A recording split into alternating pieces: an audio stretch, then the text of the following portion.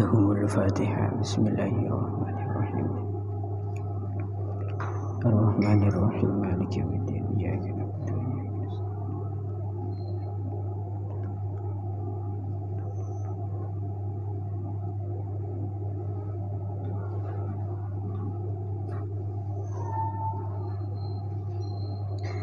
Bismillahirrahmanirrahim.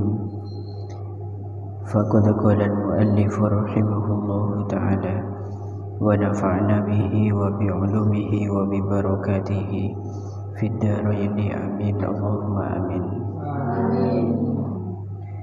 Bismillahirrahmanirrahim. Wasalisu al-aqlu fala yakunu waliyul mar'ati majnunan sawa'un atbaqa junuduhu aw taqatta'a. Wasalisu utawi kang kaping telu iku al-aqlu duweni akal. Fala yakunu moko ora ono sapa waliyul mar'ati waline wong wadon iku majnunan kang edan. Iku majnunan kang edan sawaun iku padha adbaqah utawi yento ngendeng. Adbaqah utawi yento ngendeng apa jununuhu edane majnun. Apa jununuhu edane majnun au taqatta'a utawa pegot-pegot apa jununuh. Au taqatta'a utawa pegot-pegot apa jununuh. Warabi'u utawi kang kaping papat iku al-hurriyatu sifat merdeka. Iku al-hurriyatu sifat merdeka. Tafri'nya fala yakunu moko ora ono sapa al-wali wali iku abdan kaula. Iku abdan kaula fi ijabin nikahi ing dalem ngijabe nikah. Fi ijabin nikahi ing dalem ngijabe nikah. Wa yajuzu lan wenang apa ayyakuna yen to ono sapa abdan. Apa ayyakuna yen to ono sapa abdan iku qabilan kang nerima. Iku qabilan kang nerima fin nikahi ing dalem nikah. Fin nikahi ing dalem nikah. Bismillahirrahmanirrahim. Wasani al-bulughu fala yakunu waliyul mar'ati saghiran. Syarat wali nikah dan kedua orang saksi yang nomor dua adalah dia itu harus mencapai usia balik. Sehingga untuk anak kecil itu tidak diperbolehkan menjadi wali dalam pernikahan walaupun dia itu tidak gila atau dia itu normal akalnya. Karena ketidakbalikan dari dia itu yang menjadi penghalang dirinya menjadi wali nikah. Makanya di situ ada seorang ulama yang bernama Imam Ibnul Imad. Beliau itu menadungkan atau mensyairkan sabab-sabab hilangnya sifat kewalian. Tentunya wali yang dimaksud di sini adalah waliyun nikah, bukan waliullah gitu ya. Karena nanti takut salah paham, dikira yang dimaksud adalah waliullah. Karena wali itu banyak, ada wali murid, ada wali nikah, ki waliullah. Kalau kita insyaallah wali murid bisa nanti pokok akabin gitu ya. Di situ disebutkan dalam sebuah nadom wa asyratun sawalibul wilayah kufrun wa fiskun wa sibaligoya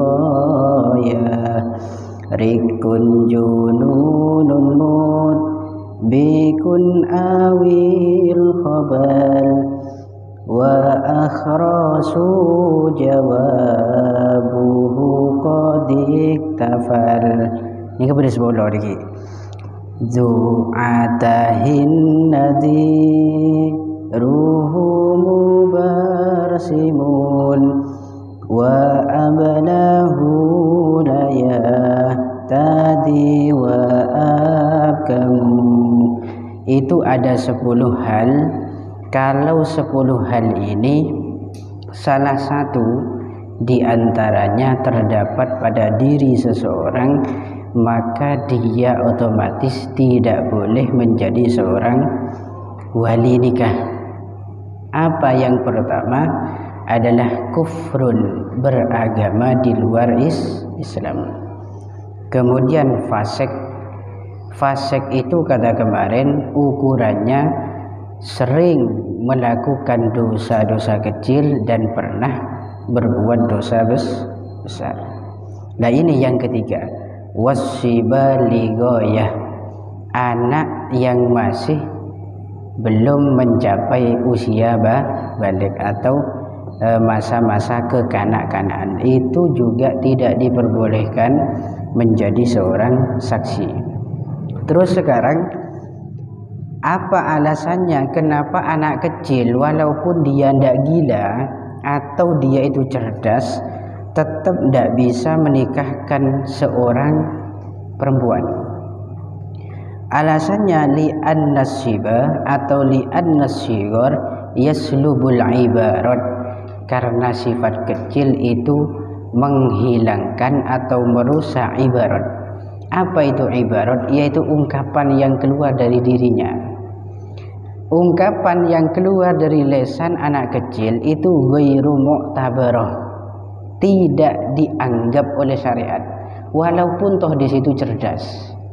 Jadi dia itu senajan cerdas, ungkapannya itu dianggap ungkapan yang keluar cuma-cuma, itu anak kecil, sehingga dalam transaksi jual beli pun menurut kaul mu'tamad jual belinya anak kecil itu tidak dihukumi sah. Kenapa? Karena faktor itu li adami ahliyatun lil ibarat, dia bukan ahli dalam ibarat. Kemudian anak kecil itu juga tidak boleh menjadi seorang saksi. Alasannya di sana karena laisa bi ahlin lisyahadah, anak kecil itu bukan ahli dalam persaksian walaupun toh persaksiannya di situ benar. Ini yang yaslubul ibarah, anak kecil tadi karena faktor ungkapannya tidak diiktibar oleh syariat sehingga tidak sah menjadi seorang wali maupun menjadi seorang saksi. Kemudian yang ketiga yaitu al-aqlu fala yakunu waliyul mar'ati majnunan. Yang ketiga ini wali harus memiliki akal yang sempurna. Artinya akalnya di situ normal, tidak gila. Sehingga mafhum mukhalafahnya, kok ada wali yang akalnya tidak sempurna, maka pernikahannya di situ batal. Baik gila di sini atbaq atau mudbik, yaitu ngendeng terus-terusan, tidak ada masa dia sembuh, atau takottu, terputus-putus gilanya. Karena gila ini kan beda dua macam, beda orang dia gila dan itu gila terus menerus sampai akhir hayatnya tidak sembuh-sembuh. Ada gila yang di situ jam-jaman itu ada, sedang-kadang seja-beja itu beda. Kalau 12 malam itu gila komat sampai subuh, mare subuh di situ beres sampai kalau 12 malam boleh. Baik gilanya itu putus-putus ataupun terus-menerus, tetap wali nikah syaratnya tidak boleh gila. Kok nanti gilanya itu putus-putus, maka carilah wali yang lebih jauh. Contoh misalkan badenakan Nabi ini ndi bapak, ndi mbah laki. Kemudian bapak ini punya penyakit gila dan gilanya di situ putus-putus. Tatkala akad nikah itu mau dilangsungkan, ternyata bapak ini gila. Maka bagaimana solusinya? Larikan perwalian itu ke wali yang lebih jauh. Siapakah? Kakek selaku pengganti ayah. Atau menurut pendapat yang lain, boleh pernikahannya tunda dulu, nunggu bapak itu sembuh dari gilanya. Ini ada dua cara. Pertama di situ alihkan walinya ke wali yang lebih jauh, atau kalau mau nunggu sampai sembuhnya si wali yang majnun tadi. Untuk orang gila alasannya sama. Orang gila itu yaslubul ibarah, sama dengan anak kecil. Ibarat yang keluar dari lesannya orang gila itu ghairu mu'tabarah inda syar'i, tidak dianggap ibaratnya menurut syariat. Dan tidak boleh orang gila menjadi orang yang bersaksi dalam pernikahan. Saksi pun tidak boleh, wali pun juga tidak boleh. Kemudian ada orang yang hukumnya sama dengan orang gila. Siapakah dia? Yaitu al-akhras laisa lahu isyaratun mufhimah. Orang yang tidak bisa ngomong, bisu orangnya. Dia di samping tidak bisa ngomong, juga tidak bisa berisyarat yang bisa memahamkan. Pahami? Orang bisu tak bisa omong, akibat isyaratnya tidak bisa memahamkan orang lain, maka sama dengan orang gila. Artinya tidak berhak menjadi seorang wali. Solusinya bagaimana? Maka carilah wali yang abad, lebih jauh darinya. Itu caranya. Atau seorang bisu itu laisa lahu kitabatun mufhimatin, dia tidak memiliki tulisan yang bisa memahamkan. Kalau demikian maka larikan perwalian kepada yang lebih jauh. Kok nanti ada orang bisu, dia isyarat bisa, kemudian menulis dengan surat di situ juga bisa, maka di situ boleh menjadi wali nikah. Boleh di situ melakukan akad dengan dirinya sendiri, tapi catatannya isyarah yang dia berikan atau catatan yang ia kasih itu memahamkan kepada setiap orang yang terlibat dalam akad, termasuk wali dan kedua orang saksi, dan juga di situ az-zawjain, suami dan istri. Semua itu harus kena. Namun kok nanti hanya beberapa pihak saja yang paham. Misalkan ada wali nikah, dia itu bisu dan memiliki isyarat, bisa berisyarat, bisa menulis, cuma tulisan dan isyaratnya hanya bisa dipaham oleh orang-orang tertentu. Contoh, anaknya saja yang paham, suaminya yang diakad tidak paham, atau kedua saksinya juga tidak paham, hanya anaknya saja. Maka jika demikian, mewakilkan wali nikah kepada yang lainnya saja. Gitu caranya, mewakilkan wali nikah kepada yang lainnya. Atau nanti boleh langsung intikal, pengalihan wali nikah kepada wali yang lebih jauh darinya. Kemudian yang keempat, yaitu syaratnya harus al-hurriyah. Seorang wali dan kedua orang saksi harus bersifat merdeka, tidak boleh berstatus menjadi seorang budak. fala yakunul waliyu abdan fi ijabin nikah, sehingga wali nikah itu tidak boleh berupa seorang hamba. Saat apa itu?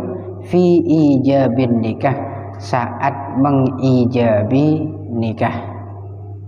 Berarti kalau hanya itu syaratnya, qabulun nikah itu boleh, angkah tukah tidak boleh, tapi qabil tu nikah itu boleh seorang budak. Paham ya? Kalau jadi wali menikahkan orang lain, entah itu anaknya atau ponakannya atau siapa, kalau dia itu budak maka tidak boleh menikahkan ijab. Tapi menerima nikah baik dengan cara taukil atas nama wikalah atau wakalah atau sebagai pengganti saja, maka di situ hukumnya boleh. Maksudnya begini Ki, contoh bela contoh, misalkan saya itu budak mau menikah dengan seorang wanita, maka itu hukumnya boleh. Baik saya itu menikah untuk diri saya sendiri atau saya itu menikah untuk orang lain, berarti saya sebagai wakil. Kenapa kok boleh? Karena saya memposisikan seorang suami yang saat itu bertugas sebagai qabulun nikah, menerima nikah. Beda kasus kalau saya itu menikahkan baik dengan jalan taukil atau wakalah atau di situ atas nama wilayah menjadi wali pribadi, itu hukumnya tidak boleh. Wal khamisu ad-dhukuratu fala takunul mar'atu wal khunsa waliyaini wallahu a'lam bissawab. Al-Fatihah. Bismillahirrahmanirrahim. Maliki yaumiddin. Iyyaka na'budu wa iyyaka